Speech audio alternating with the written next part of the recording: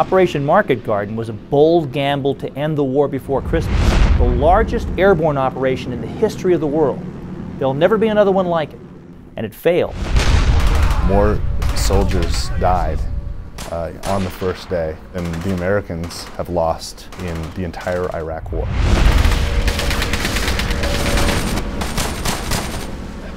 Hell's Highway was the name that the paratroopers gave this narrow band of roadway because the battle for it was true hell.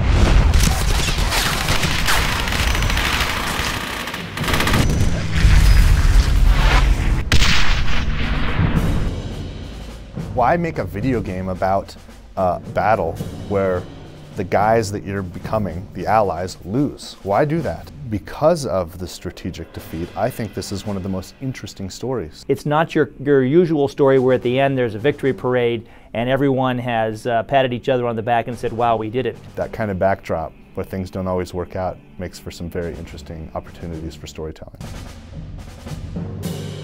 On the 17th of September 1944, it was a quiet day in Eindhoven, in Zaan, and on the Belgian border. The sky filled with airplanes. 35,000 paratroopers were being flown in countless flights of C-47s. The German soldiers looked up into the sky and their jaws dropped.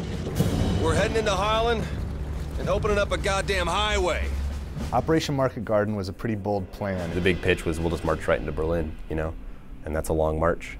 We punch through the German line, punch straight into Berlin, punch Hitler in the face, win the war, and be home by Christmas.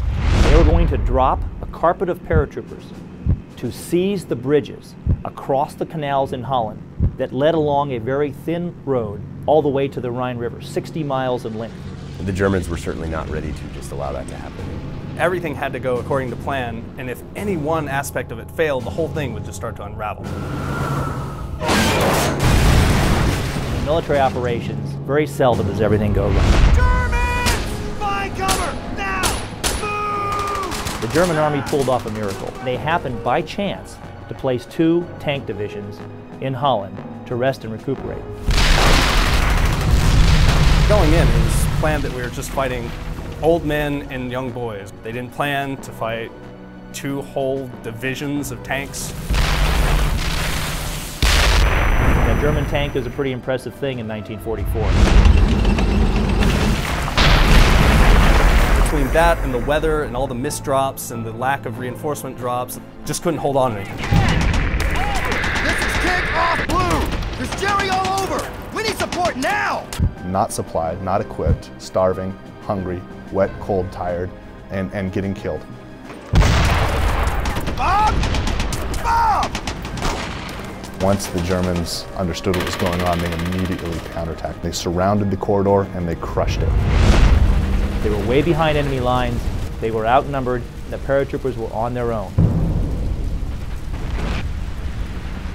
We have an outstanding department that just focuses on all the authentic details. Basically, we recreate the time and the place, trying to bring all these people to life. The British government had spy planes taking photographs of Operation Market Garden every 3 hours during the battle. I mean, we're able to look at the details of it and see, each artillery piece. And some of the photographs you can actually see in the middle of a fight. Unlike other video games, when we have historical photos, historical references, we've got to put it in there. Rather than just making up a field or doing whatever I wanted to, I could actually go and say okay, well here is the village of Zaan, and here's what this field behind this farm actually looks like, and I can actually recreate that. We went out and did a tank shoot, we went out and recorded jeeps, we went out and did a gun shoot.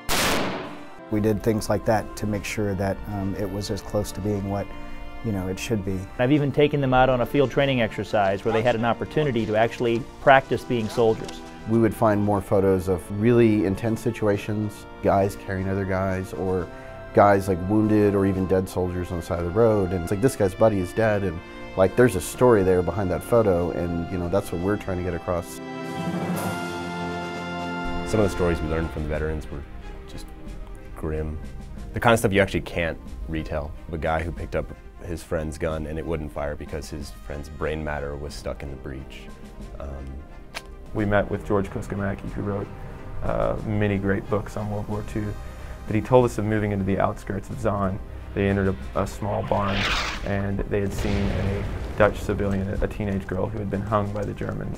And when he told us this part of the story, he got really choked up. This really bothered him. But that's what we really wanted to get. We wanted people to feel that way. We wanted to say this is a video game, but we really are trying to capture what happened in World War II. These men survived, and that's why we're honoring them.